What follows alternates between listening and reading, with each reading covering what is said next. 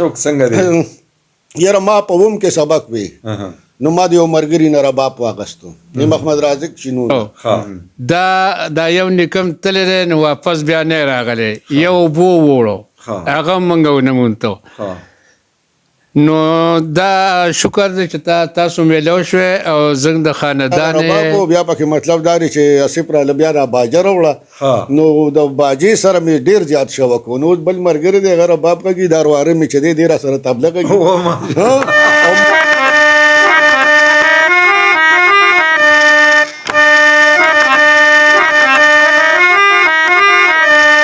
السلام علیکم عزتمندو لیدونکو کتونکو راغلی ما خپل بای کلی سره ډیره ته دا سره ملګری م راغلی دی فدا خان او ساما را سره دی نو سره ډیره چې د مردان ثوابه روډ نه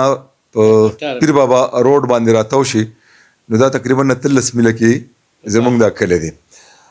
سره ډیره ورته وایي او دا ډیر تاریخي کلی دی او په دې کلی کې د یو نیکه اولاد اوسیږي او هغه د په بره سکندر بابا دی او لاندې چې راځي نو بیا بادر خان کم چې زمونږ غور نیکه او بیا د هغه بچي دي دوړ لالا په دې خبره کوي چونکې زمونږ د غور نیکه هم د دې ځینه تللی نو زه رحیم خان لالا سره یو څو خبرې کول غواړم رحیم خان لالا لږ دا راته ووایي چې زمونږ دا کم دلته کورنی کم خاندان چې دی د دې پس منظر راته بیان کوي لږ دا شجره راته داسې په لنډو ټکو کې بیان کوي شجره دا ده چې زما تره میر احمد نوم یې و د ډېر عمر و هغه موږ ته ویل چې څنګه 2 کسان یو زنګ نیکه یو دغه روارو دا یو نیکم تللی دی نو واپس بیا نه راغلی یو بو وړو هغه موږ ونه مونتو نو دا شکر دی چې تاسو میلو شوې او زنګ د خاندان زنګرونه دې کې شک نشته خو دا راته وایي چې دلته زمونږ د خاندان چې دی په دې سره ډیری کې دا یو سبزي دی په قام دا یې سبزي دی نو زمونږ د بره نیکه څه نامه وه لږ دا ووایي که نه اسکندر بیا د اسکندر که نه بیا اسکندر الوادو بیا دا درې رونه د وړو بلړو او طاووس خان دا درې رونو دا د بادر خان بابا دا او دا هغه بادر خان الوادي دا د هغې دا د هغې نو دا ستاسو زمونږ دا ستاسو چې دی نو دا دوړ دی دا دوړ دی په یوسفزو کې دوړ دی دوړ او یو طاووس دی چې دا دې ناست دی که نه او بلړ چې دی هغه ښکته شم دی موږ ته به مې پلار وی چې دا سره ډېری ګمبد کلی ګلیاړه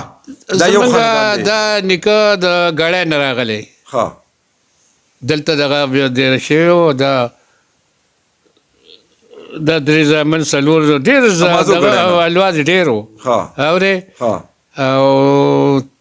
طاووس چې کوم دی نو هغه څه زنګ کلي کې دي یو کلی چې کوم دی د طاووس نه هغه لوی کلی دی نه هغې هلته کې تلي دا نور موږ چې یو دی بس دلته ډېرې خبرېدار دا شکر دی چې تاسو موږ ته میلاو شوې ځکه چې تره به موږ ته ویې زنګ نه نیکه تللی نو دا الوا تاسو الوا دی خدای پاک راوستی او بس ډېره مننه لالا دا خو موږ ته به مشرانو خبره کوله ما پلار د خدای پاک وبخي موږ د بادر خان اولاد یو او بادر خان چې دی نو دا په سره ډیری کې دی قبر یې هم په سره ډیری کې دی نو بیا د بادر خان بابا دغه اولاد چې دی دا په دریو شاخونو کې ویشلی دی یو د وړ یو بلړ او یو توسخیل نو د توسخیلو ما سره عرفان علي نشتر صاحب ناست دی چې ما له ډېره خندا راله خوشحاله شوم او ورته مې ویل دلته مې دوی سره دا هارمونیم وغیره څه کې نو ما ورته دا زمونږ خاندان کې دا شی د پخوا نه را روان دی دا شوق و دا مین عرفان صاحب لږ غوندې خپل تعارف وکړي او ستاسو دا کم شاخ چې دی توسخیل که نه نو زمونږ ستاسو نیکه یو دی لږ دې سلسله کې یو څو خبرې را سره وکړي څونه کورونه یې تاسو دلته توسخیل که دغه تاریخ ته معلومي توسخیلو کې څونه دي بلړ څونه دي دوړ څونه دي صحیح شو مننه جی اسلام صاحب زه خو لاول نه ډېر زیات نن خوشحاله یم چې تاسو دلته زمونږ د جونګړې ته راتګ وکړو او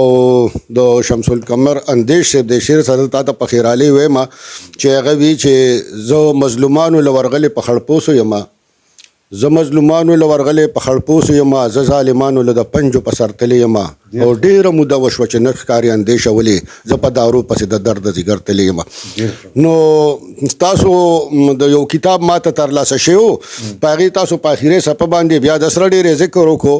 بیا ما تاسو وی چې یاره دا رابطې به څنګه کوو، رابطې وشولې روزانه په دې انتظار کې چې یاره حاجي اسلم صاحب سره به کله میلاویږو، ځکه چې تاسو د یو داسې ښکلي کلي د یو ډېر ښه خاندان سره ستاسو تعلق دی چې په هغې کلي باندې موږ په دې پښتونخوا کې په خپل کلي باندې فخر کوو. زمونږ کلی د میلمنو کلی دی، د ډلې پرې کلی دی، د دسترخوان کلی دی، د دوستۍ کلی دی. نو زمونږ تاریخ دا دی چې زمونږ دا څومره خلک کو د هغه د ګلیاړي دي، د سره ډیرې دي، د مچي دي، سورکاوی ده، داسې راټول چې څومره دي دا د امازو ګړی نه راغلي. امازو ګړی چې دا یو زوړ تاریخ لري. زمونږ نیکه د طاووس خان بابا زوی مصری خان بابا چې کوم هغه د مغولو ډېر سخت خلاف و، او مغول خو تاسو ته پته را تاریخ په دې ګواري چې لکه زمونږ یوسفزو دلته نه دي پرېښي، او تنګ لکه مطلب دا دی دلته که موږ وګورو نو بیربل دلته شکست خوړلی دی په رستم ملندرې کې، لکه سره د څلوېښت زره د اکبر باچا د پوه چې په هغې اکبر باچا دومره خفه و چې وي 10 ورځې هغه ډوډۍ نه ده خوړلې. نو د دلی د تخت نه راته دلته خو مغول زورور و، مطلب دا دی د هغې د مخنیوي او د والو کوششونه دي ټول عمر کړي دي.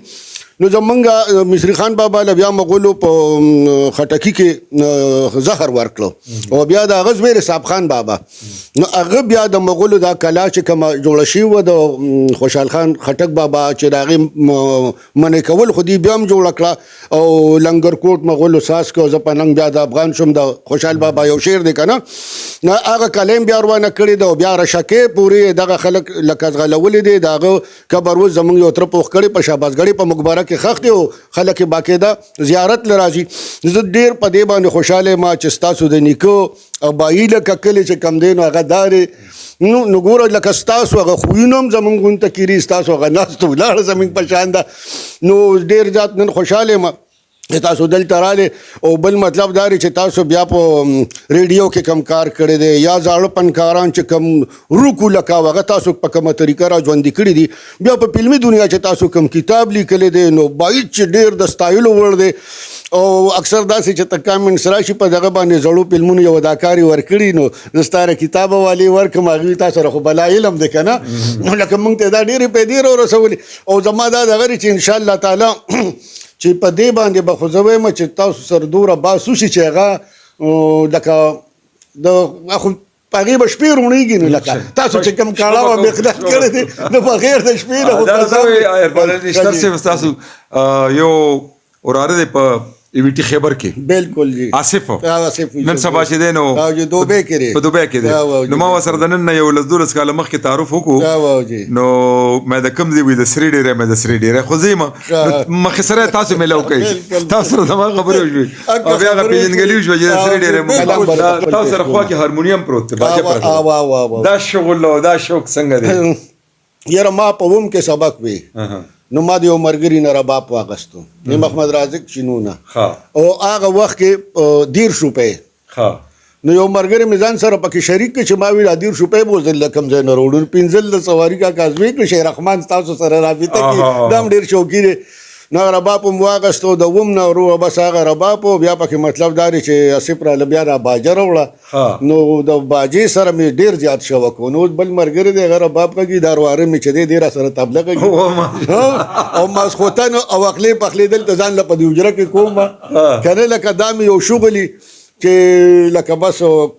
ملګري هر څو نا وخت او که د وخت راځي نو بس دغه مطمئنې به کور ته راتللي. نشتر صاحب که اوس موږ یو غوښتنه وکړو، یو فرمایش وکړو، د هارمونیم تاسو سره پروت دی، لږه غوندې راته هغه د افغانانو وروڼو خبره زمزمه کوي، خو خبره نه ده. راځئ ملګرو چې یو ورکوټې غوندې نغمه په هارمونیم باندې